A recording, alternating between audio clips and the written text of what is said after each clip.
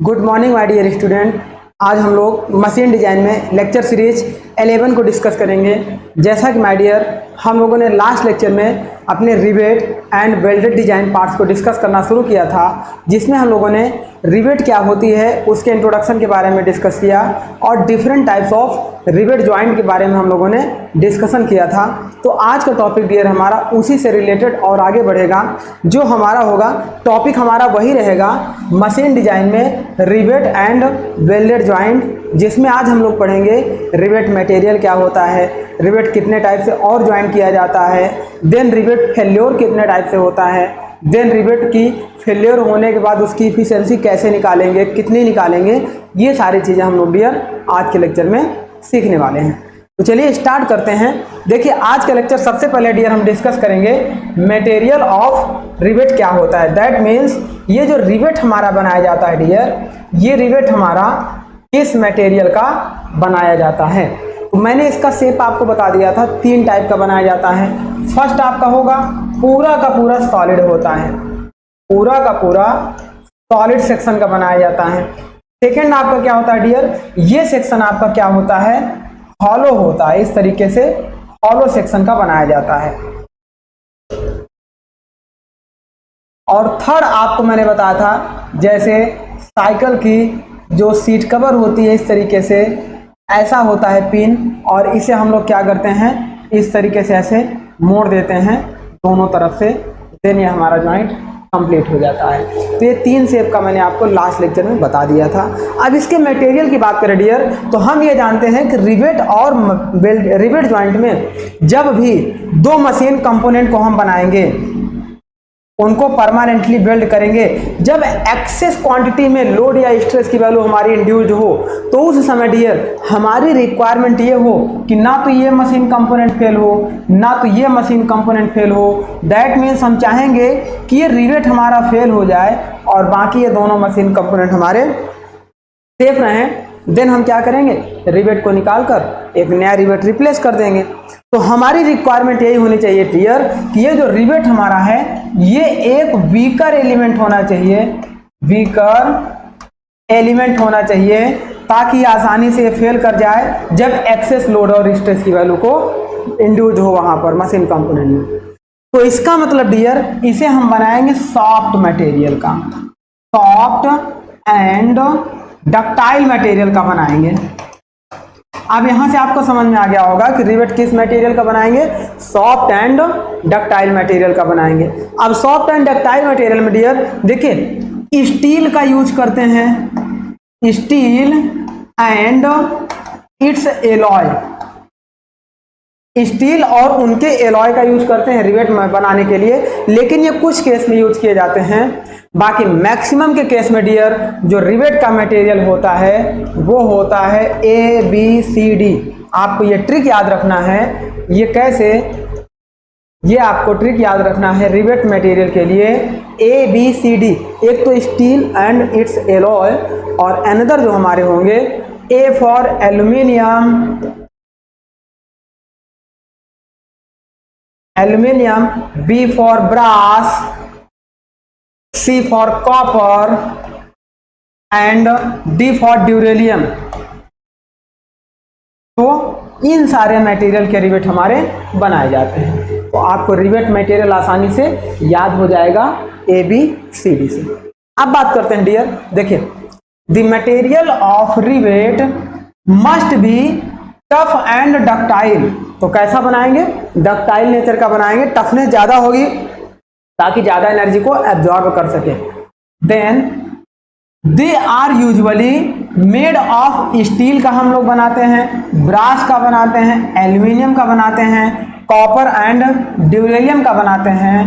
But when strength and fluid tight joint is main consideration, जब हमें leak proof joint बनाना हो या air tight joint बनाना हो, तो उस समय हम लोग क्या करते हैं, the main consideration then the steel rivet are use.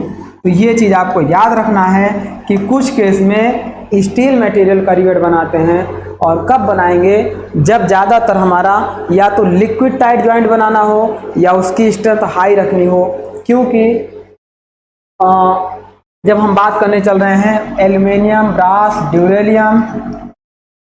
ड्यूरेलियम, copper, इनकी स्ट्रेंथ कम होगी किसके रिस्पेक्ट में?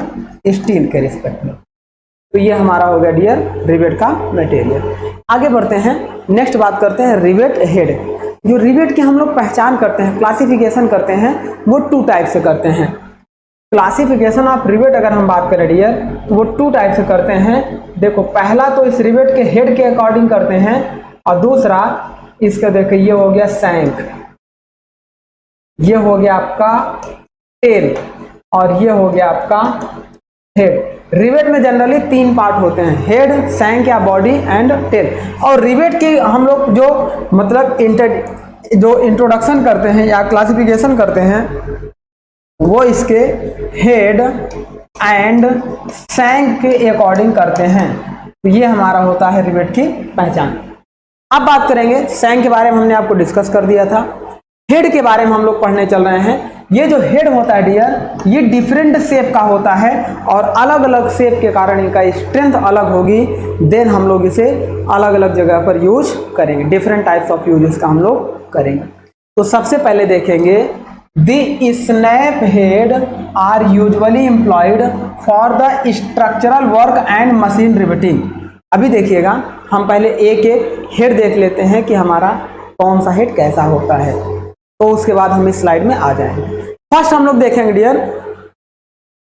Snap head. स्नैप हेड का मतलब क्या होता है कि ये कैप टाइप का हेड बना होता है डियर। ये होता है हमारा एक कैप टाइप का हेड, और ये होता है रिवेट का डायामीटर। अब यदि इसका डायमीटर d हो और ये कैप टाइप का, ऊपर से आप देखेंगे तो ऐसे सर्कुलर कैप टाइप का छतरी नुमा आपका हेड बना होता है, ऐसे हेड को बोलते हैं डियर स्नैप हेड। इसमें अगर इसका डायमीटर d होता है तो उस समय इस कैप का जो विड्थ होता है या डायमीटर होता है 1.6d लिया जाता है। यहां से क्वेश्चन बन सकता है।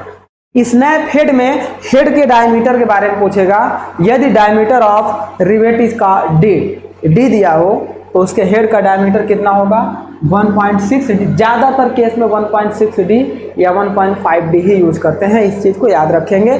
कुछ स्पेशल केस में जिसको 2d यूज करते हैं, अदरवाइज 1.6 या 1.7 या 1.5d यूज करते हैं। इसकी हाइट की बात करेंगे तो इसके हेड की हाइट डियर 0.7d रखी जाती है। अब इसमें चैम्फरिंग करते हैं, इस तरीके से इसके हेड को बनाते हैं। ऐसा इसलिए बनाते हैं डियर ताकि ये आसानी से जाकर फिट हो जाए और लीक प्रूफ और एयर प्रूफ ज्वाइंट बनाए, ताकि ज्वाइंट हमारा टाइट हो, लूज ना हो। अब ये जो चैम्फरिंग करते हैं, इसका एंगल डियर हम लोग देते हैं इस तरीके से। अगर ये जाकर मिलेगा तो इसका एंगल हम लोग 60 डिग्री रखते हैं। यही कहलाती है स्नैप हेड रिवेट। नेक्स्ट बात करने चल रहे हैं काउंटर संक हेड रिवेट। काउंटर संक का मतलब क्या है डियर? इस तरीके से रिवेट होगा। अब यहाँ पे देखिए, ये हमारा कैसा होता है, ये जो हेड होता है हमारा, ऊपर से आप देखेंगे ये रहेगा फ्लैट, लेकिन यहाँ से एक एंगल पे रहेगा। और जब इसके एंगल की बात करेंगे तो ये आपका 2 तरीके का बनाया जाता है डियर। यहाँ पे इसके एंगल के अकॉर्डिंग अगर देखेंगे तो ये एंगल आपका एक बार 60 डिग्री का बनाया जाता है और एक बार 90 डिग्री का बनाया जाता है। इसके हाइट की बात करेंगे तो इसकी हाइट देखिएगा, जब ये एंगल डियर 60 डिग्री का होगा तो ऑब्वियसली किसकी हाइट कम होगी, और एंगल 90 डिग्री होगा तो इसका ये जो डायमीटर है 60 डिग्री के लिए 1.7d होगा और 90 डिग्री के लिए 2d के बराबर में लिया जाता है। जब ये एंगल 60 डिग्री होगा तो ऊपर से डायमीटर ऑफ हेड आपका 1.7d होगा। जब ये एंगल बढ़कर 90 डिग्री हो जाएगा तो ये डायमीटर 2d हो जाएगा। इस तरीके से इसको क्लासिफाई करेंगे। इसकी हाइट की बात करेंगे हेड की, तो दोनों के केस में इसकी हाइट 0.45d रखते हैं। तो ये होता है आपका डियर, क्या नाम है? काउंटर संक रिवेट। इस तरीके से आपका जो है आपका दिखाई देता है, इसे बोलते हैं काउंटर संक रिवेट। इसको 2 नामों से क्लासिफाइड करते हैं। एक होता है आपका फ्लैट काउंटर संक रिवेट,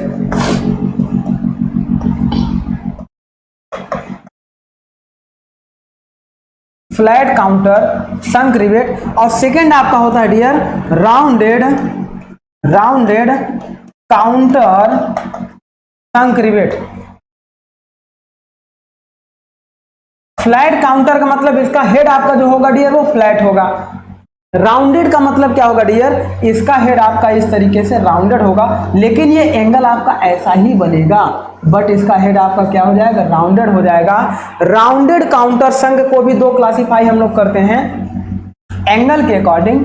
फर्स्ट होगा एट 60 डिग्री और सेकेंड होगा एट 90 डिग्री। तो ये आपका क्लासिफिकेशन होता है। सेम उसी तरीके से फ्लैट काउंटर संघ को भी हम लोग दो बार क्लासीफाई कर देते हैं, एक बार एट 60 डिग्री, एक बार एट 90 डिग्री। तो ये आपका हो गया डियर काउंटर संक रिवेट।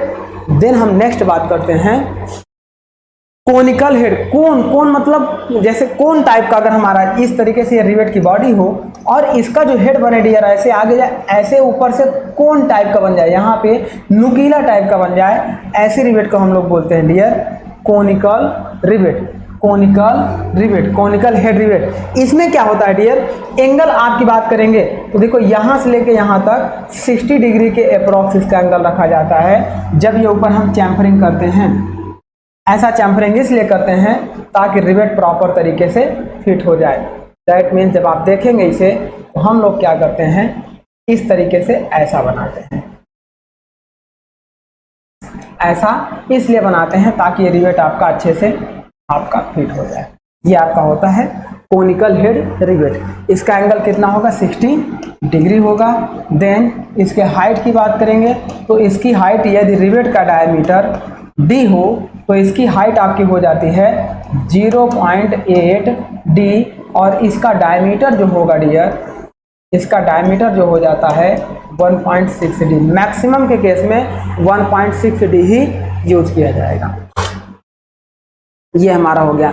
इसका ये जो हेड चैम्फर होता है डियर, ये अगर आपसे कभी पूछे तो ये आपको बताना 0. ये जो चैम्फर हेड आपका किया जाता है ये कभी पूछे तो 0.125 डी आपका होता है।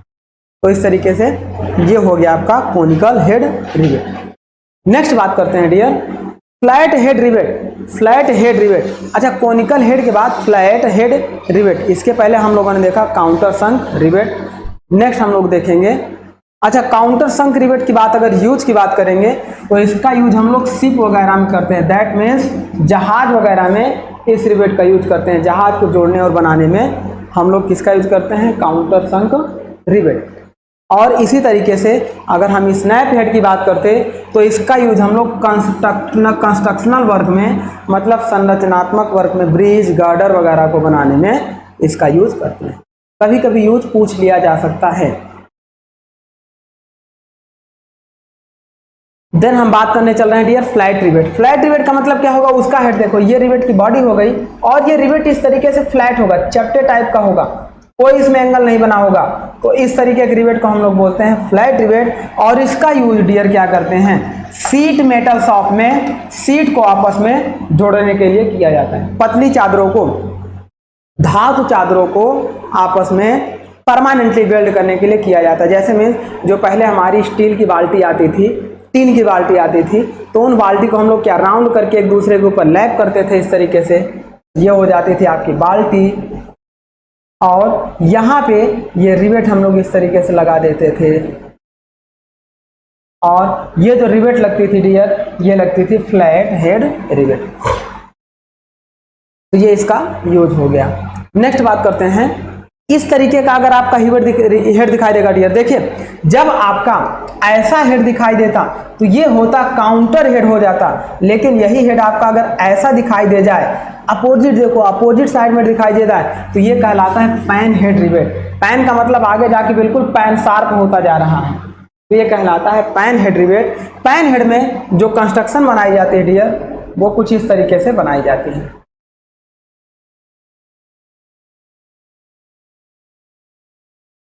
देखिए पैन हेड में जो कंस्ट्रक्शन बनाई जाती है, जैसे ये हमारा हो गया रिवेट का बॉडी।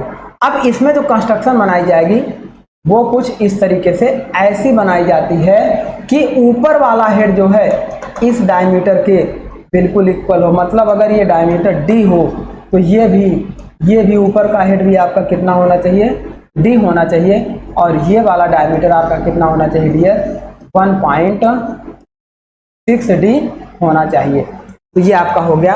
और अगर चैम्फरिंग करना चाहें तो इस तरह से हम लोग यहाँ से चैम्फरिंग कर देते हैं ताकि रिवेट अच्छे से फिट हो जाए। और चैम्फरिंग एंगल हमेशा याद रखिएगा कितना होता है 60 डिग्री रखा जाता है। इसका यूज कहाँ पे करते हैं? पुलो और गर्डर को बनाने में। गर्डर को आपस में वेल्ड करने के लिए, परमानेंटली जोड़ने के लिए हम लोग पैन हेड रिवेट का यूज करते हैं। नेक्स्ट हमारी होती है डियर इलिप्सॉइडल रिवेट। इलिप्सॉइडल मतलब यह एक इलिप्स टाइप की होती है। इलिप्स का मतलब ये होता है डियर, ये रिवेट की बॉडी हो जाती है। अब ये कुछ दूर आपकी बिल्कुल स्ट्रेट जाती है, उसके बाद ये इस तरीके से इलिप्स बन जाती है। ऐसे रिवेट हेड को बोलते हैं डियर इलिप्सॉइडल हेड रिवेट। इस इलिप्सॉइडल हेड रिवेट में ऊपर की वैल्यू होती है, मतलब डाया ऑफ हेड आपका होता है 1.5 D and height of head आपका होता है 0.6 डी। पैन हेड रिवेट में हाइट ऑफ हेड आपका कितना होता है 0.7 डी और इलिप्सॉइडल रिवेट में 0.6 डी होता है। ये याद रखना डियर, जो चैम्फरिंग करते हैं ये इस तरीके से रिवेट को अच्छे से फिट होने के लिए, जॉइंट को लूज ना होने के लिए, तो इसे हम लोग हमेशा 1.125 डी के बराबर रखते हैं हाइट में और एंगल कितना रखते हैं 60 डिग्री रखते हैं। तो ये चीज़ याद रखना है कि इसकी हाइट 0.125 डी एंड एंगल आपका 60 डिग्री रखते हैं। तो ये था हमारा dear different types of classification of rivet on the basis of head के अकॉर्डिंग रिवेट का क्लासिफिकेशन। आगे बात करने चल रहे हैं टाइप्स ऑफ जॉइंट। मैंने आपको बता भी रखा है कि रिवेट में दो तरीके के जॉइंट हम लोग यूज करते हैं, एक लैप जॉइंट यूज करेंगे और एक हम लोग बट जॉइंट यूज करते हैं। तो लैप जॉइंट का मतलब ये होता है डियर कि एक प्लेट दूसरे के ऊपर ओवरलैप करके, इस तरीके से एक दूसरे के ऊपर ओवरलैप करके वेल्ड की जाए, ऐसे जॉइंट को बोलते हैं लैप जॉइंट। अब इसमें देखिए डियर, ये जो प्लेटें ओवरलैप हो रही हैं, तो जब ऐसे टॉप से देखेंगे, एक प्लेट आपकी ये है, एक प्लेट आपकी ये है और यहाँ पे एक रिवेट कनेक्शन दे दिया गया। लेकिन मैंने आपको बताया कि फ्रंट से देखने पर ये आपको जो ऐसा दिखाई देगा, तो यहाँ सिंगल रिवेट लगी है, इसीलिए इसका नाम होगा सिंगल रिवेट। और कैसा जॉइंट है? लैप जॉइंट है। लेकिन यही अगर सामने से देखने पर दो रिवेट लग जाए, एक प्लेट में दो रिवेट प्लेस कर दी जाए, तो इसका नाम होगा डबल रिवेटेड जॉइंट। कैसा? लैप जॉइंट है। अब टॉप से देखने पर ये अलग बात है कि एक रिवेट यहाँ, एक रिवेट यहाँ, एक रिवेट यहाँ, ये इनफाइनाइट तक भी जा सकती है, इससे मतलब नहीं है। सिमिलर यहाँ पर भी देखिए, दो रिवेट यहाँ हो गई, दो यहाँ, दो यहाँ, इनफाइनाइट तक जा सकती है। तो ये हो गया आपका नंबर ऑफ रिवेट के अकॉर्डिंग लैप जॉइंट। आगे हम ये भी बताएंगे कि चेन जॉइंट क्या होता है और जिग जैग जॉइंट क्या होता है। चेन जॉइंट का मतलब ये होता है डियर, एक होता है आपका chain type joint.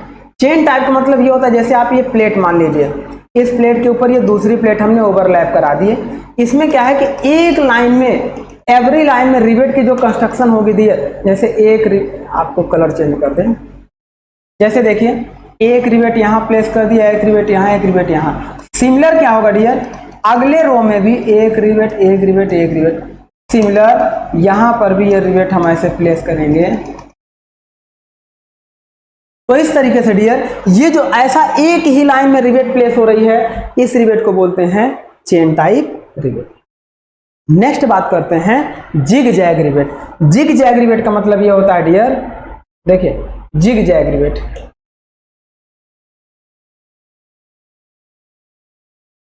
Zig zag rivet का मतलब ये होता है डियर, ऐसे देखिए ये एक प्लेट हो गई,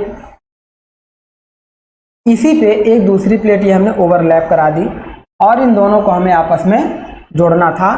तो जिग जैग रिवेट का मतलब ये होता है कि एक रिवेट एक लाइन से क्रॉस करे लेकिन दूसरी रिवेट उस लाइन से क्रॉस ना करे, जैसा कि अभी हम लोग देखने चल रहे हैं।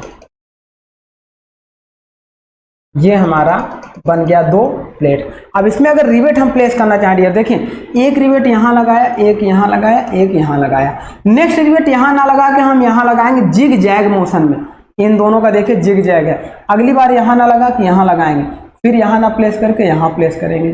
नेक्स्ट रिवेट यहाँ प्लेस करेंगे, फिर यहाँ, फिर यहाँ, नेक्स्ट रिवेट यहाँ, यहाँ, यहाँ। तो आप देखिए डियर ये क्या है, ये रिवेट हमारी जिग जैग मोशन में है, ये रिवेट हमारी कैसी है, जिग जैग मोशन में है। तो इस तरीके की रिवेट को हम लोग बोलते हैं डियर जिग जैग रिवेट। तो दो टाइप का हो गया। तीसरा आपका होता है डायमंड रिवेटिंग। आगे हम चल के इसको भी समझेंगे डायमंड रिवेटिंग क्या होती है। पहले देख लीजिए डायमंड रिवेटिंग, सबसे ज्यादा स्ट्रेंथ इसी की होती है। अगर कभी भी आपसे पूछा जाए कि स्ट्रेंथ ऑफ रिवेट, तो सबसे ज्यादा स्ट्रेंथ डायमंड की होती है, उससे कम जिग जैग की होती है और उससे कम आपकी सिंपल या चेन रिवेट की होती है। डायमंड रिवेट में क्या होता है डियर कि जैसे देखिए ये एक प्लेट हो गई और इस तरीके से अब इनका हमें रिवेट प्लेस करना है।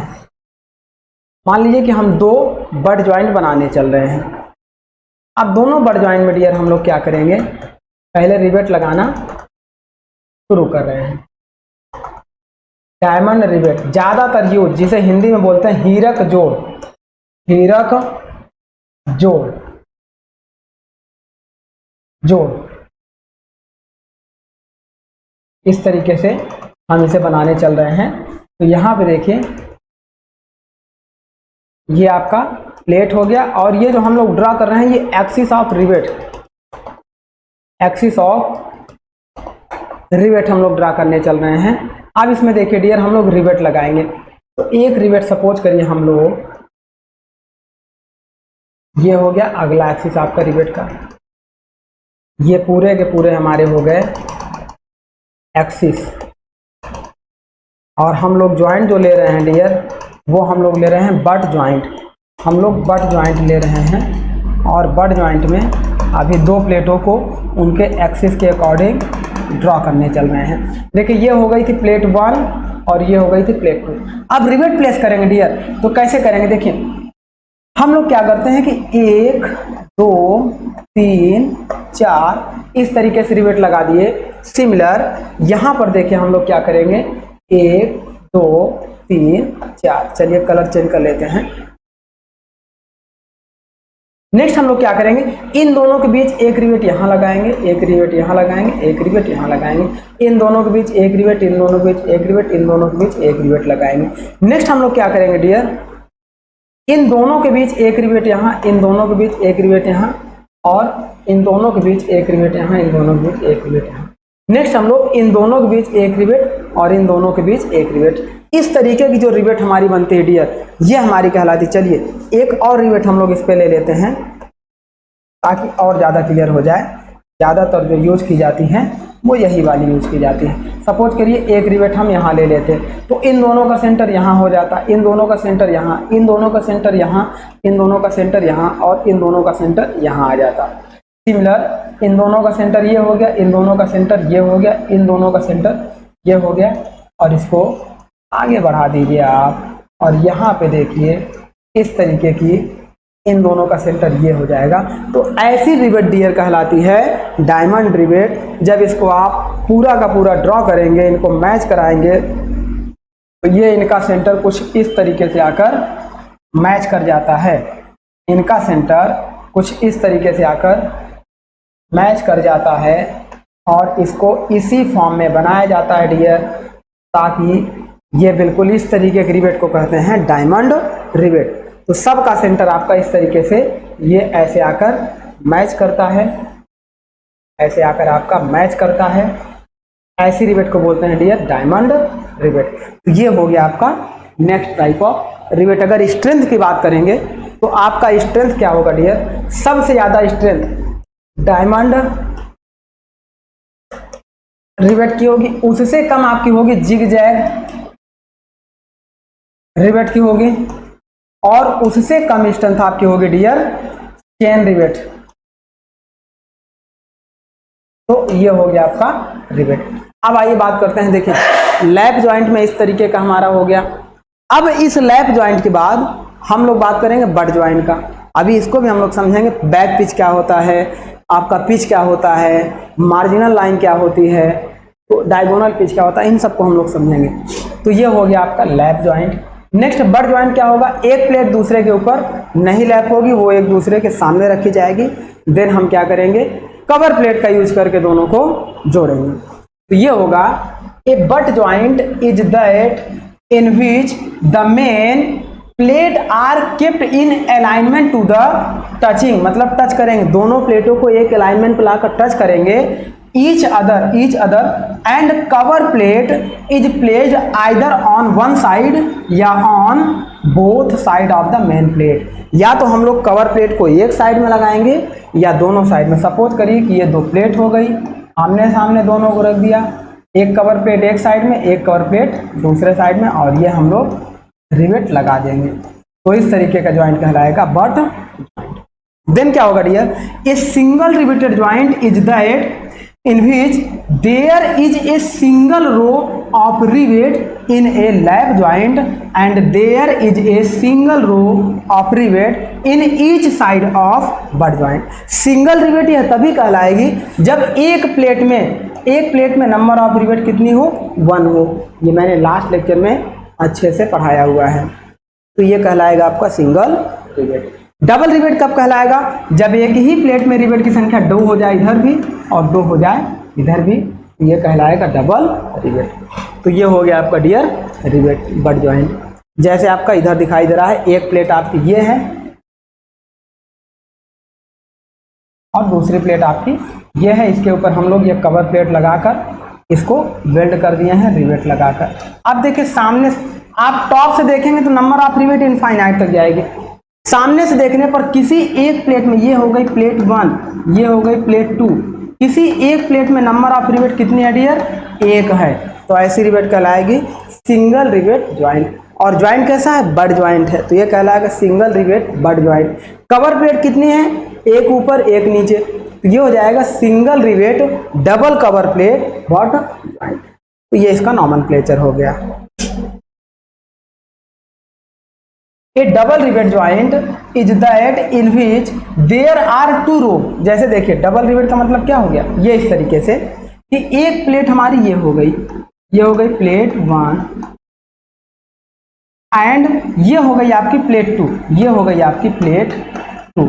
अब किसी एक प्लेट की अगर हम बात करें तो नंबर ऑफ रिवेट कितनी दिखाई दे रही हैं, 2 दिखाई दे रही हैं। किसी एक प्लेट में नंबर ऑफ रिवेट जितनी दिखाई देंगी वही आपका नंबर ऑफ रिवेट हो जाता है। ये अलग बात है कि आप टॉप से देखने पे इनफाइनाइट तक चले जाएं, तो नंबर ऑफ रिवेट इसमें कितनी है, 2 है। कवर प्लेट कितनी है, 2 है। तो ये कहलाएगा double riveted double cover plate butt joint. अब यहाँ पे एक क्वेश्चन आता है डियर कि thickness of cover plate, cover plate, यदि इसे हम टीसी से डिनोट करें, TC for thickness of cover plate, तो कवर प्लेट थिकनेस कितनी होती है, तो जब सिंगल कवर प्लेट होगा, for single cover plate, single cover plate के लिए, सिंगल कवर प्लेट के लिए जो टीसी इज इक्वल टू होगा dear, TC is equal to जो हमारा होगा, टीसी इज इक्वल टू जो हमारा होगा वो होगा डियर 1.2 इंटू टी के होता है। 1.2 इंटू टी का मतलब ये है डियर कि टी आपका हो जाएगी थिकनेस ऑफ प्लेट। जैसे आप ऐसे देखिए, एक प्लेट ये है, डायग्राम डिलीट हो रहा है, चलिए रुके देखिए, एक ऐसा आप देखिए, जैसे एक प्लेट ये है और एक प्लेट ये है, दोनों को आमने सामने रख दिया गया। अब दोनों के ऊपर कवर प्लेट लगानी है, तो इस तरीके से ये हम लगाएंगे कवर प्लेट और यहाँ पे हम प्लेस करेंगे रिवेट। अब यहाँ देखिए डियर, ये लग गया रिवेट। जब हम बात करेंगे यदि हमारी ये प्लेट की थिकनेस टी हो, कौन सी प्लेट, मेन प्लेट की थिकनेस यदि हमारी टी हो, तो उस समय cover plate t c is equal to हो जाएगा 1.2 इंटू टी। अब 1.2 का मतलब ये है कि कवर प्लेट की थिकनेस ज़्यादा रखेंगे बेस प्लेट से। ऐसा इसलिए रखेंगे क्योंकि एक ही कवर प्लेट दोनों प्लेट को होल्ड करके रखेगी, तो कवर प्लेट की थिकनेस ज़्यादा रखेंगे। यदि डबल कवर प्लेट लगा दी जाए और रिवेट ऐसा बना दिया जाए, तो उस समय क्या है कि 50% स्ट्रेंथ ये बियर कर लेगा और 50% ये बियर कर लेगा। तो अब कवर प्लेट की थिकनेस क्या करेंगे, for double cover plate, double cover plate के लिए कवर प्लेट की थिकनेस आपकी डियर होगी 0.625 इंटू टी के होती है। इसे आप 0.8 टी भी कहीं कहीं इज इक्वल टू 0.8 टी भी कहीं कहीं आपको दिया रहेगा। अब इसका एक अलग वैल्यू होता, अलग फार्मूले में होता है, इसका एक अलग फार्मूला होता है, इसे हम लोग 9/8 भी कहते हैं, कहीं कहीं आपको 9/8 के नाम से मिल जाएगा, और कहीं कहीं ये वाला आपका डबल कवर प्लेट के लिए 5/8 मिलेगा। तो इस तरीके से कवर प्लेट की थिकनेस सिंगल कवर प्लेट के लिए 9/8, डबल कवर प्लेट के लिए 5/8, सिंगल कवर प्लेट के लिए 1.2 इंटू टी, और डबल कवर प्लेट के लिए 0.8 इंटू टी या 0.625 इंटू टी होता है। ये होता है थिकनेस ऑफ कवर प्लेट। चलिए तो यहां देखिए, ये हम लोग बात कर रहे थे बट ज्वाइंट। अब बट ज्वाइंट में हमारा क्या था, if the rivet in adjustment row staggered in such a way that every rivet in the middle of the two rivets of the opposite side, then the joint is said to be zigzag rivet। तो zigzag rivet मैंने आपको क्या बताया था कि एक रो में जो रिवेट जा रही है, जस्ट पास वाली रो आपकी अपोजिट जाने लगे रिवेट, फिर उसके पास वाली अपोजिट जाने लगे, ऐसे रिवेट को आपको zigzag रिवेट कहते हैं। ये देखिए थिकनेस ऑफ कवर प्लेट, जब आपका, अच्छा कवर प्लेट को हम लोग स्ट्रेप भी बोलते हैं, स्ट्रेप मतलब पट्टिकाएं होते हैं, स्ट्रिप और कवर प्लेट। तो ये कवर प्लेट की थिकनेस होगी 1.25 into T for single cover plate and 0.75 आप इसको लिखिएगा, और 0.8 इंटू टी, या ये हमारा होगा 9/8 टी। सॉरी, ये आपका डबल कवर प्लेट के लिए हो जाएगा 5/8 टी, और सिंगल कवर प्लेट के लिए हो जाएगा 9/8। ये हो गया आपका डियर कवर प्लेट की थिकनेस। देन आगे बढ़ते हैं, बट ज्वाइंट में हमारा क्या है, इस तरीके से देखिए, ये आपका हो गया प्लेट लैप ज्वाइंट, ये हो गया लैप ज्वाइंट। अब इन लैप ज्वाइंट के बाद बट ज्वाइंट आपका क्या है, एक दूसरे के ऊपर होगा। तो ये हमारे होते हैं ज्वाइंट कैसे दिखाए गए हैं, और उन ज्वाइंट में भी आगे हम देखेंगे फेल्योर कैसा आएगा। अब चलिए कुछ टर्मिनोलॉजी ऑफ रिवेट हम लोग पढ़ लेते हैं डियर। टर्मिनोलॉजी ऑफ रिवेट, कौन कौन सी टर्मिनोलॉजी रिवेट में यूज की जाती है। गेज लाइन क्या होती है, मार्जिन लाइन क्या होती है, पिच क्या होता है, बैक पिच क्या होता है, मार्जिनल पिच क्या होता है, इन सारी चीज़ों को हम लोग सीखने चले। तो सबसे पहले समझेंगे dear gauge line.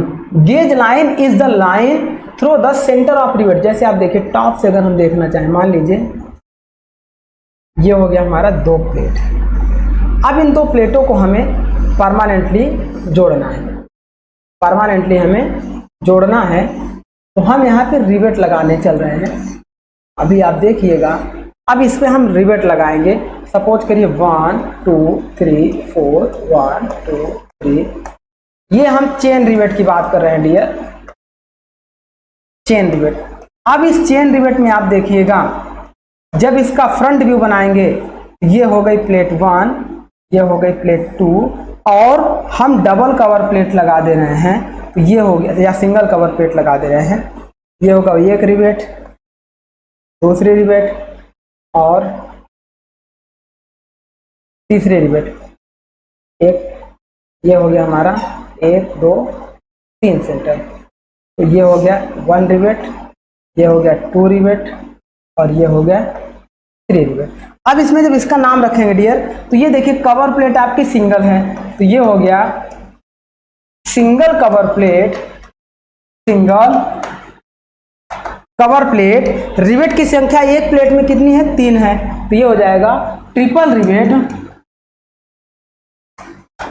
Triple rivet. और ज्वाइंट किस नेचर का है, बट ज्वाइंट। तो ये इसका नाम हो गया। इसमें डियर बात करते हैं गेज लाइन क्या होती है। तो जो रिवेट के सेंटर से जाने वाली रेखा होती है, जैसे रिवेट का सेंटर ये है, रिवेट का सेंटर ये है, रिवेट का सेंटर ये है, तो इन रिवेट के सेंटर से जो लाइन पास करती है डियर, उस लाइन को बोलते हैं गेज लाइन। तो gauge line is the line through the centre, it is the line through the centre of a row of rivet comma parallel to the edge of the plate. अब ये हमारी हो गई एक एज लाइन, दो edge line, तीन edge line, और ये सभी एक दूसरे के कैसी होंगी, पैरेलल होती है। तो इस तरीके से इसे बोलते हैं एज लाइन। नेक्स्ट बात करते हैं पिच क्या होती है। पिच का मतलब ये होता है डियर कि देखिए, अगर सिंपल बात करें, एक दो रिवेट में नॉर्मल हम लोग रिवेट लगाकर बात करने चल रहे हैं। जैसे देखिए, केवल दो रिवेट हम लोग लगाकर बात करें, दो रिवेट का मतलब इस तरीके से हम लोग बात करें। सपोज करिए एक रिवेट, दो रिवेट, तीन, ये हो गया रिवेट। अब पिच क्या होती है डियर, जैसे हम ये बात कर रहे हैं रो R1, ये बात कर रहे हैं रो, तो अब इन रो में एक रिवेट आपकी यहाँ प्लेस है, नेक्स्ट वाली रिवेट इसी लाइन पे जहां पर प्लेस हो, दोनों के सेंटर डिस्टेंस के बीच की दूरी को, पास वाली रिवेट की सेंटर ये और इस पास वाली रिवेट का सेंटर ये, दोनों के बीच की दूरी को हम लोग कहते हैं डियर पिच।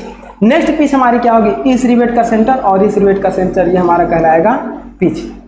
अब यही बात करेंगे इस तरीके से, अगर जो हमारा हॉरिजॉन्टल पैरेलल लाइन बात कर रहे हैं, तो यहाँ पर भी एक सेंटर लाइन है, यहाँ पर भी एक सेंटर लाइन है, तो इनके बीच की जो डिस्टेंस होती है डियर, ये होती है बैक पिच, और बैक पिच को आप पीबी से डिनोट करते हैं और पिच को हम लोग पी से डिनोट करते हैं। नेक्स्ट एक और टर्मिनोलॉजी होती है डियर मार्जिन। मार्जिन का मतलब क्या होता है, अभी आगे हम लोग उसको भी समझेंगे, लेकिन पहले फिगर से समझ लेते हैं। मार्जिन को हम लोग एम से डिनोट करते हैं। मार्जिन का मतलब ये होता है डियर कि जो लास्ट वाली पिच होती है, प्लेट के किनारे से जो लास्ट वाली पिच के सेंटर के बीच की दूरी, प्लेट के किनारे से लास्ट वाले पिच के सेंटर के बीच की डिस्टेंस को डियर मार्जिन कहते हैं। दैट मीन्स ये भी आपका मार्जिन होगा, ये भी मार्जिन होगा, ये भी मार्जिन होगा, ये भी मार्जिन होगा, ये भी मार्जिन होगा, ये भी मार्जिन होगा, ये सारे मार्जिन होंगे। और सभी मार्जिन की वैल्यू डियर हम लोग रखते हैं 1.5 into d, where d is the dia of rivet. यदि इस रिवेट का डायमीटर जब हम देखेंगे तो ये डायमीटर आपका इतना होगा, क्योंकि ये कैप लगी हुई है, कैप के अंदर देखेंगे तो रिवेट का डायमीटर ये होगा। तो margin is the edge distance between nearest plate centre to plate edge. तो ये हमारा हो गया मार्जिन कितना होता है 1.5 डी। आइए पहले पिच देख लेते हैं। देखिए पिच आपकी क्या होती है, it is the distance from the centre of one rivet to the centre of next rivet measured in the same row. एक ही रो में हम दो सेंटर के बीच के डिस्टेंस को, दो रिवेट सेंटर के बीच के डिस्टेंस को पिच कहते हैं। और पिच की वैल्यू डियर होती है 2.5 डी से 3 डी। जनरल पिच की वैल्यू हम लोग 3 डी कंसीडर करते हैं, जनरली पिच की वैल्यू 3 डी कंसीडर करते हैं। नेक्स्ट हम लोगों ने बात की बैक पिच। बैक पिच आपका होता है डियर 2D। जैसे ये आपका पिच आपका क्या होता है, सेंटर से सेंटर डिस्टेंस ऑफ किसमें, रो, दो रिवेट के बीच के, एक ही रो में दो रिवेट सेंटर के बीच के डिस्टेंस को पिच कहते हैं। तो एक ही कॉलम में दो रिवेट के सेंटर के बीच के डिस्टेंस को बैक पिच कहते हैं, और इसकी वैल्यू होती है 2D के बराबर में होती है। यहाँ देखिए बैक पिच क्या होता है, it is perpendicular distance between the centre line of the successive row, it is measured usually denoted by PV. तो ये क्या होता है डियर, इससे एक परपेंडिकुलर लाइन हमारी ड्रॉ होती है, दोनों के बीच के डिस्टेंस को हम लोग बैक पिच कहते हैं, और बैक पिच की वैल्यू होती है 2। नेक्स्ट आपका होता है डियर डायगोनल पिच। तो जो जिग जैग रिवेट होती है, जिग जैग रिवेट के लिए आप देखिए, मान लीजिए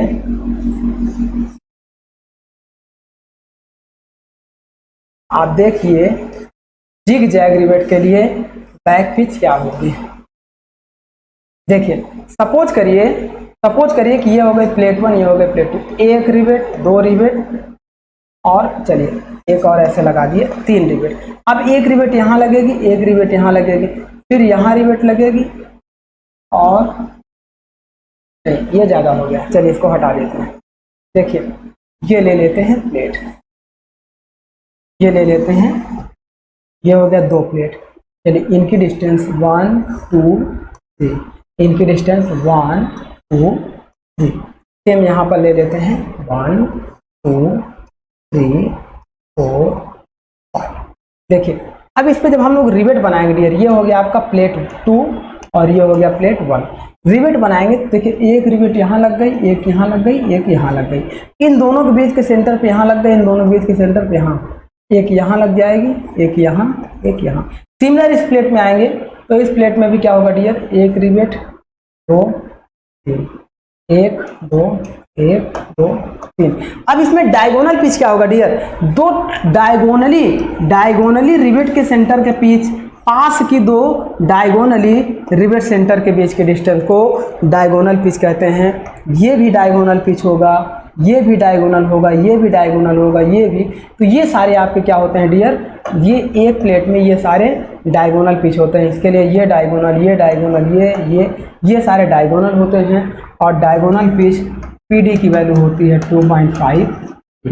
तो अब इसे याद कैसे करेंगे डियर, याद इसको ऐसे करेंगे कि देखो, अच्छा पिच यहाँ से यहाँ तक क्या होगा, ये हो जाएगा पिच पी, और पिच की वैल्यू होगी 3D। यहाँ बैक पिच आपको ज़्यादा दिखाई दे रही है, इसलिए बैक पिच आपको इसे बनानी पड़ेगी, ये हो जाएगा 2D। तो चलिए यहाँ डायगोनल पिच ही निकलेगा किसके लिए, जिग जैग के। तो हम जब याद करेंगे डियर, तो मार्जिन एम की वैल्यू होगी 1.5D। तो हम ऐसे याद करेंगे, प्लेट के किनारे से पहले 1.5D चलेंगे, फिर इधर चलेंगे, तो ये हो जाएगा, इस डायरेक्शन को बोलते हैं बैक पिच।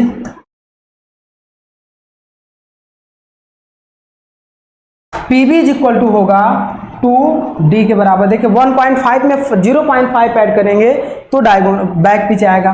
फिर जब इधर चलेंगे तो ये होगा, देखिए एक बार ऐसे चले, फिर ऐसे चले, फिर ऐसे चले, तो जब डायगोनल चलेंगे तो diagonal pitch PD is equal to back pitch में एक बार और 0.5 जोड़ दीजिए, तो ये हो जाएगा 2.5D।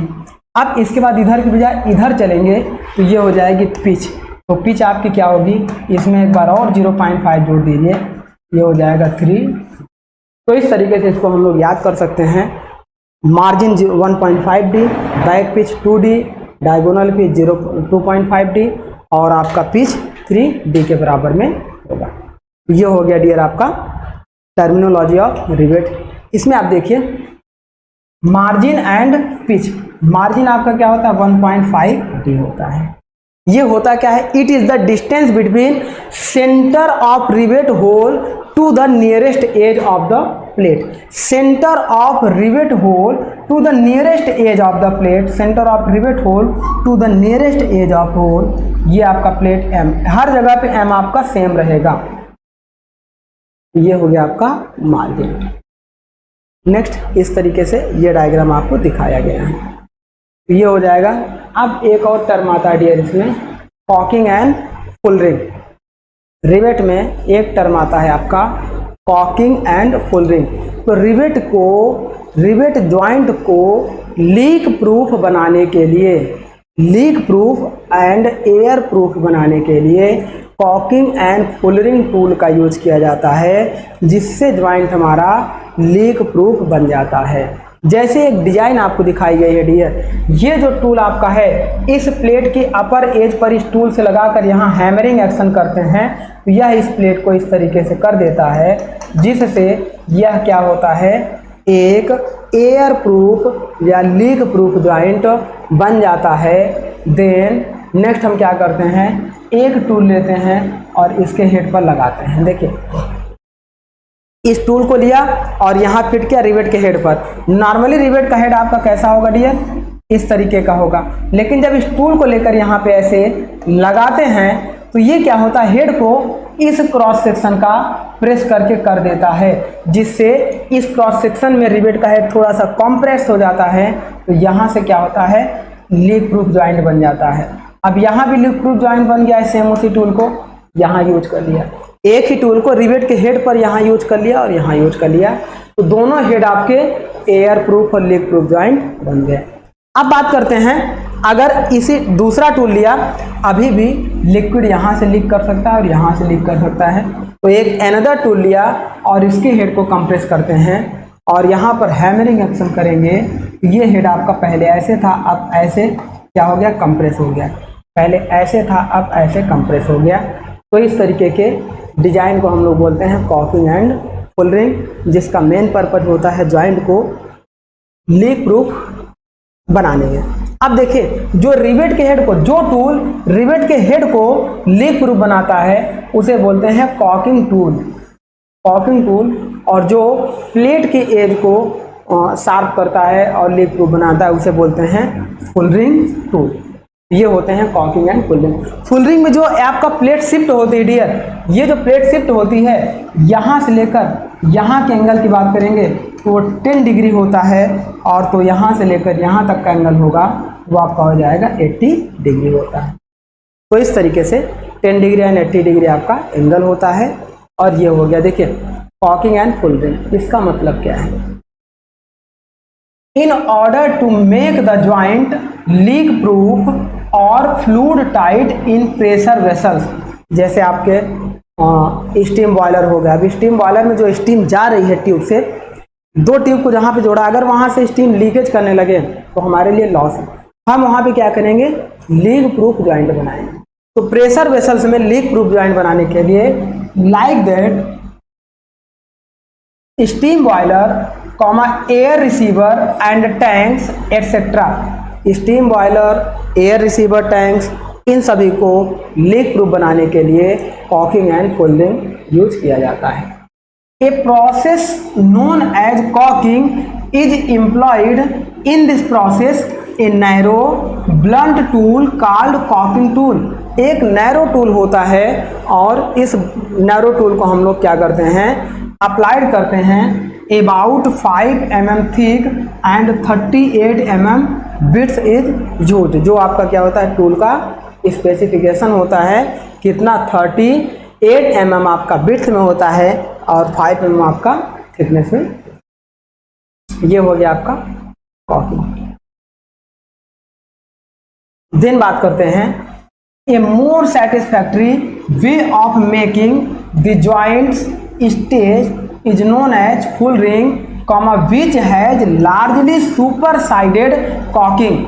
जो कॉकिंग का भी एक सुपर साइडेड वर्जन होता है, that means in case of fullering tool with a thickness at the end is equal to that the plate of the use. मतलब फुलरिंग में ये जो टूल की थिकनेस होती है प्लेट की थिकनेस के बराबर होती है, ताकि प्लेट के हेड के ऊपर रखकर पूरी की पूरी प्लेट को हैमरिंग एक्शन करके कंप्रेस किया जा सके। तो ये होता है डियर।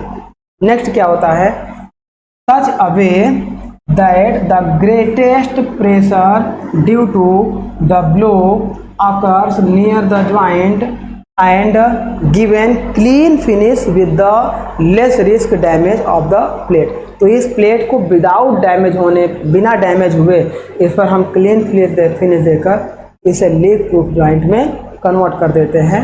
यही प्रोसेस कहलाता है डियर कॉकिंग एंड फुलरिंग प्रोसेस। अच्छा, ये हमारा हो गया कॉकिंग एंड फुलरिंग प्रोसेस।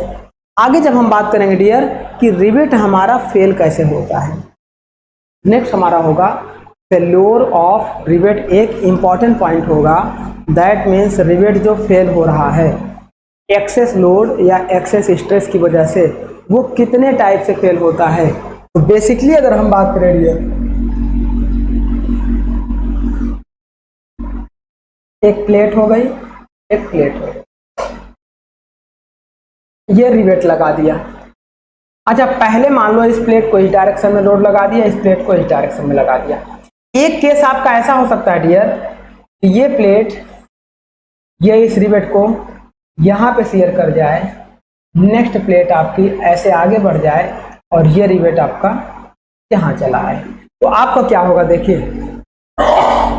ये रिवेट यहाँ से शेयर हो गई, ये रिवेट यहाँ से शेयर हो गई। दोनों का रिवेट का जो शेयर हो गया वो इस तरीके से शेयर हो गया। तो पहले केस में क्या हो गया, रिवेट यहाँ से शेयर हो सकता है। दूसरे केस में क्या हो सकता है डियर, मान लीजिए ये हमने लगा दिया रिवेट और ये लगा दिया प्लेट। अब यहाँ पे क्या हो सकता है डियर, यहाँ पे मान लीजिए एक और प्लेट लगा दिया, यहाँ पे एक और प्लेट लगा दिया। अब इसमें क्या होगा, सपोज करिए इस प्लेट को इस डायरेक्शन में और इस प्लेट को इस डायरेक्शन में लोड लगा दिया, तो हो सकता है रिवेट यहाँ और यहाँ दोनों से कटे तो ये वाली प्लेट बाहर चली जाए, ये वाली प्लेट जो बाहर जाएगी इसमें रिवेट यहीं पे लगी रहेगी, इतना रिवेट आपका इसमें यहीं पे लगा रहेगा। और ऊपर वाली ये जो प्लेट है डियर, ये हो गई कवर प्लेट, ये हो गई बेस प्लेट और ये हो गई दूसरी कवर प्लेट, ये इस तरह से बाहर आ जाएगी। और इसमें जो रिवेट बचेगा इसमें क्या होगा डियर, इसमें रिवेट आपका इतना इस तरह से बचेगा और इस तरह से बचेगा। तो यहाँ पे क्या हो रहा है डियर, एक बार यहाँ शेयर हो रहा है, एक बार यहाँ शेयर हो रहा है, मतलब इसमें रिवेट डबल शेयर हो रहा है और इसमें रिवेट क्या हो रहा है, सिंगल शेयर हो रहा है। तो जो रिवेट फेल हो रहा है डियर, वो आपका कैसा फेल हो रहा है, पहला फेल्योर आपका हो रहा है शेयर में, और शेयर में कैसा फेल्योर हो रहा है, single share and double share.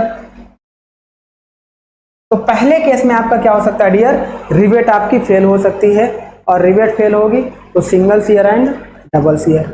Next आपका क्या होता है डियर, ये प्लेट आपकी फेल हो सकती है। फेल्योर ऑफ रिवेट में आपका पहले आपका शेयर हो गया single share and double share. अच्छा नेक्स्ट ये भी तो हो सकता है कि ये रिवेट आपकी इस तरीके से ऐसे बेंड हो जाए, मान लो इसको इधर खींच रहा है तो ये रिवेट आपकी ऐसे बेंड हो जाए और ये ऐसे बेंड हो जाए या ऐसे बेंड हो जाए, तो इस तरीके से क्या हो जाए, रिवेट बेंड हो जाए बिना शेयर हुए, तो उसे हम लोग बोलेंगे क्रशिंग फेल्योर।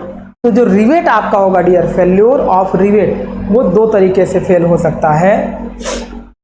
पहला तो रिवेट आपका क्या हो जाएगा, शेयर फेल्योर हो जाए और दूसरा रिवेट आपका क्रशिंग फेल्योर हो जाए। जैसे मान लो कि इस पेन को हम ऐसे पकड़ के खींचें, ऐसे पकड़ के खींचें तो ये इस तरीके से इधर बेंड हो जाए और ये इधर बेंड हो जाए, ये इधर बेंड हो जाए और ये बीच वाला पार्ट हमारी तरफ बेंड हो जाए, तो इसे बोलेंगे क्रशिंग फेल्योर। ये हो गया डियर रिवेट का फेल्योर, एक बार शेयर फेल्योर होगा, एक बार क्रशिंग फेल्योर होगा। नेक्स्ट आपका क्या होगा, नेक्स्ट आपका हो जाएगा डियर प्लेट का फेल्योर। जो प्लेट का फेल्योर होगा डियर, प्लेट ऐसी हो सकती है, देखिए प्लेट का जो फेल्योर होगा डियर, जैसे सपोज करिए ये प्लेट हो गई, मान लीजिए कि यहाँ पे रिवेट लगी हुई थी, यहाँ पे रिवेट लगी हुई थी, चलिए ये हो गया इनका एक्सिस। अच्छा ये हो गया आपका, अब सपोज करिए कि दो प्लेटों को हमने जोड़ रखा था, मान लीजिए कि ये हो गया दूसरी प्लेट, मान लीजिए इस प्लेट को इस डायरेक्शन में और इस वाली प्लेट को इस डायरेक्शन में हमने पुल करना शुरू कर दिया, तो होगा क्या डियर, एक केस में ये भी तो हो सकता है कि ये वाली रिवेट इस प्लेट, देखिए ये ऐसे रिवेट कर जाए, ऐसे रिवेट कर जाए और ये प्लेट कट जाए ऐसे ऐसे, और ये पूरी की पूरी ऊपर वाली प्लेट ऐसे बाहर चली जाए। तो जब ऊपर वाली प्लेट बाहर जाएगी डियर, तो इस तरीके से ये बाहर जाएगी और यहाँ पे एक रिवेट लगी रहेगी, एक यहाँ पे रिवेट, ये वाली रिवेट नीचे वाली प्लेट में ही रह जाएगी, ये वाली रिवेट नीचे वाली प्लेट में ही रह जाएगी और ये प्लेट ऐसे बाहर चली जाएगी। और नीचे वाली जो प्लेट बचेगी डियर, वो आपकी, वो देखो ये प्लेट जाएगी तो ये वाली रिवेट इस प्लेट में चली आई है, तो ये वाली रिवेट भी इस प्लेट को काटेगी, तो ये प्लेट आपका यहाँ से इस तरीके से कटेगा। तो ये हो गया आपका, इसमें एक रिवेट, ये वाला रिवेट आपका इसी प्लेट के साथ रह गया और ये वाला रिवेट इस प्लेट के साथ रह गया। तो ये आपका जो फेल्योर हो रहा है डियर, ये जो आपका फेल्योर हो रहा है, इस फेल्योर को कहते हैं टीयरिंग फेल्योर। आगे हम लोग इसके बारे में भी पढ़ेंगे। तो एक केस में आपका जब प्लेट फेल होगा तो इस तरीके से प्लेट फेल हो सकता है। सेकेंड केस में प्लेट आपका जो फेल होगा वो क्या हो जाए, जैसे आपका देखिए ये रिवेट है, अब इस रिवेट को जब हम ऐसे खींचेंगे तो ये जो हमारा जितना सरफेस एरिया है इसको पकड़ के खींच रहा है, तो ये क्या हो जाएगा, धीरे धीरे पाउडर फॉर्म में टूट के वहाँ से गिरना शुरू होगा। जैसे आप ऐसे देखिए कि इसको हम इस डायरेक्शन में ऐसे फोर्स लगाएंगे तो इसका जो डायमीटर है, डायमीटर के बराबर हमारे इस सरफेस पे क्या होगा, फोर्स लगाएगा, और यहाँ का पूरा जितना सरफेस डायमीटर बराबर ऊपर से नीचे तक टच करेगा वहाँ का मटेरियल पाउडर फॉर्म में क्रश होता हुआ नीचे गिरता चला जाएगा, तो उसे बोलेंगे क्रशिंग फेल्योर ऑफ प्लेट। तो प्लेट आपकी दो तरीके से फेल हो सकती है डियर। देखो फेल्योर ऑफ प्लेट की बात करेंगे तो पहला आपका टीयरिंग फेल्योर होगा, दूसरा आपका हो जाएगा क्रशिंग फेल्योर होता है, टीयरिंग एंड क्रशिंग फेल्योर होता है। सेम उसी तरीके से फेल्योर ऑफ रिवेट की बात करेंगे तो रिवेट आपका दो तरीके से फेल करेगा, सीयरिंग ऑफ रिवेट, रिवेट आपका सीयर हो जाए, और सीयर कैसे होगा, single shear and double shear. और सेकेंड आपका क्या हो जाए, क्रशिंग ऑफ रिवेट। रिवेट भी आपका जब इस तरीके से आपका लोड लगेगा, जब ऐसे लोड लगेगा इस तरह से, तो ये रिवेट का बॉडी भी जितना प्लेट में टच करेगा, रिवेट का मॉलिक्यूल भी कुछ क्रश होकर नीचे गिरना शुरू करेगा, वो कहलाएगा क्रशिंग ऑफ रिवेट। ये आपका होता है डियर फेल्योर ऑफ रिवेट, कितने टर्म्स में, प्लेट के टर्म्स में और रिवेट के टर्म्स में। तो हम क्या करेंगे, इसके एजम्पशन के बारे में समझते हैं, देन नेक्स्ट लेक्चर में हम लोग इसी से रिलेटेड इफिशियंसी निकालेंगे, सीयर फेल्योर क्या होगा, टीयर फेल्योर क्या होगा, क्रशिंग फेल्योर क्या होगा, उसको हम लोग निकालेंगे। तो पहले देखिए assumptions on rivet joint design. Rivet joint design करने के लिए क्या क्या एजम्पशंस होते हैं उनकी बात करें। देखिए following assumptions are made while designing a riveted joint. एक रिवेट जॉइंट बनाने के लिए निम्न एजम्पशंस का यूज किया जाता है, जैसे कौन कौन से डियर। पॉइंट 1 की बात करेंगे तो देखिए the load on joint is equally shared by all the rivet. ऐसी रिवेट बनाएंगे डियर, ऐसा रिवेट जॉइंट बनाएंगे कि उस पे अगर मल्टी रिवेट यूज हो रहा है तो सभी रिवेट पर लोड का जो वैल्यू है डियर हर जगह पे समान अप्लाई होना चाहिए। ऐसा नहीं कि एक रिवेट पर अलग लोड आ जाए, दूसरे रिवेट पर अलग लोड आ जाए, तो सभी रिवेट पर लोड की वैल्यू आपकी कांस्टेंट होनी चाहिए। इस तरीके का हमारा डिजाइन होना चाहिए। पहली रिक्वायरमेंट आपकी ये होती है। सेकेंड आपका क्या होता है dear, the tensile stress is equally distributed over the section of metal between the rivet. अब देखो जब इस पे हम लोग लोड लगाएंगे, इस पे लोड लगाएंगे तो दो रिवेट के प्लेटों के बीच, दो रिवेट के प्लेटों के बीच, इन सब के बीच क्या होगा, टेंसाइल लोड लगेगा, जिससे टेंसाइल स्ट्रेस इंड्यूस्ड होगा। तो हर जगह पर टेंसाइल स्ट्रेस की वैल्यू क्या होनी चाहिए, कांस्टेंट होनी चाहिए। ये आपका दूसरा एजम्पशन होना चाहिए। नेक्स्ट आपका क्या है, the shearing stress in all rivet is uniform. तो ये जो हर क्रॉस सेक्शन पे शियर लोड टाउ लग रहा है, शियर लोड लग रहा है, उस शियर लोड की वजह से जो शियर स्ट्रेस इंड्यूस्ड होगा, उस शियर स्ट्रेस की वैल्यू हर जगह पे कांस्टेंट होनी चाहिए। नेक्स्ट हमारा ये है एजम्पशन। आगे बात करते हैं, the crushing stress is uniform. तो इसके इतने क्रॉस सेक्शन पर, इतने क्रॉस सेक्शन पर, इतने, ये हाफ क्रॉस सेक्शन पर हर जगह पे जो क्रशिंग स्ट्रेस सिग्मा सी आएगा, इसकी वैल्यू क्या होनी चाहिए, कांस्टेंट होनी चाहिए। नेक्स्ट हमारा क्या है, there is no bending stress in the rivet. इन रिवेट प्लेट में कोई भी बेंडिंग लोड इस तरीके से नहीं अप्लाई होना चाहिए। कोई भी बेंडिंग लोड आपका रिवेट जॉइंट में अप्लाई नहीं होगा, और जब बेंडिंग लोड नहीं होगा तो बेंडिंग स्ट्रेस नहीं आएगा। अगर बेंडिंग लोड हो भी तो वो रिवेट आपकी उसको बियर कर सके, उस पर बेंडिंग स्ट्रेस इंड्यूस्ड ना हो। नेक्स्ट आपका क्या है, the hole into which the rivet are driven do not weaken the member. तो लोड आपका जो बन रहा है डियर, पहले यहाँ लोड बनाएंगे फिर रिवेट को प्लेस करते हैं। तो लोड बनाने के समय इन दोनों के बीच का जो प्लेट बचती है वह वीक नहीं होनी चाहिए, उसकी स्ट्रेंथ आपकी प्रॉपर यूनिफॉर्म हर जगह पे बनी रहनी चाहिए। नेक्स्ट आपका क्या है, the fraction between the surface of the plate is neglected. दो प्लेटें अगर जोड़ रहे हैं तो दोनों प्लेटों के बीच में फ्रैक्शन की वैल्यू को, इन दोनों प्लेट के बीच में फ्रैक्शन की वैल्यू को हम लोग नेग्लेक्ट मानकर चलेंगे। ये है हमारा dear assumptions of the rivet. अब नेक्स्ट लेक्चर में हम लोग क्या करेंगे डियर, हम लोग नेक्स्ट लेक्चर में पढ़ेंगे tearing of plate, sharing of failure, tearing failure, sharing failure, crushing failure, और उससे रिलेटेड उनकी इफिशियंसी निकालेंगे। देन उससे रिलेटेड उनका फेल्योर निकालेंगे, रिवेट का स्ट्रेंथ निकालेंगे। इन सारे टॉपिक को डियर हम लोग क्या करेंगे, नेक्स्ट लेक्चर में डिस्कस करेंगे। तो चलिए माय डियर, आज का टॉपिक हम लोग यहीं पे स्टॉप करते हैं। Thank you my dear.